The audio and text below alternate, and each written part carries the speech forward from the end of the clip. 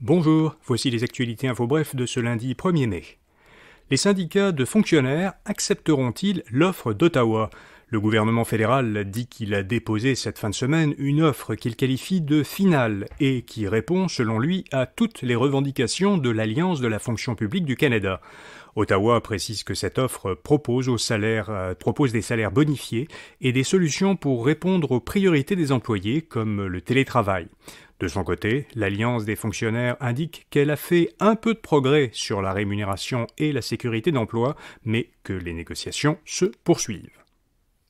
Le salaire minimum passe aujourd'hui de 14,25 à 15,25 $ de l'heure au Québec. Cette augmentation de 1 $ l'heure avait été annoncée en janvier par le gouvernement du Québec. Près de 300 000 salariés sont concernés, principalement dans les secteurs de la restauration, du commerce de détail et de l'hébergement. Il s'agit de la plus forte hausse du salaire minimum depuis 1995. La députée de Québec solidaire, Ruba Gazal, a présenté un projet de loi pour prévenir et lutter contre les violences sexuelles dans les écoles. Elle était accompagnée de la députée libérale, Marois Risky, et de la porte-parole péquiste, Mégane Perry-Mélançon. Les trois partis d'opposition appuient ensemble ce projet de loi. Le projet vise à obliger les établissements préscolaires, primaires et secondaires à adopter une politique contre les violences sexuelles, à déterminer les éléments qui doivent être inclus dans cette politique et à prévoir des services ou à désigner une personne ressource dans chaque établissement.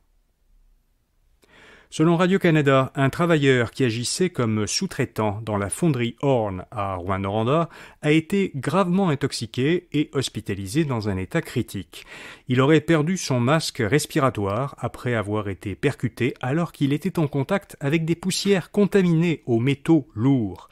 Un autre homme qui travaillait avec lui a été hospitalisé, mais il a pu rentrer chez lui. La Commission des normes, de l'équité, de la santé et de la sécurité du travail a ouvert une enquête et envoyé des inspecteurs à l'usine. La fonderie a dit à plusieurs médias qu'elle avait suspendu certaines activités après cet incident. Et puis Ottawa investit 1,4 milliard de dollars dans des projets scientifiques universitaires. Ce montant servira à soutenir 11 projets menés par des universités canadiennes dans des domaines stratégiques dont la santé et l'environnement.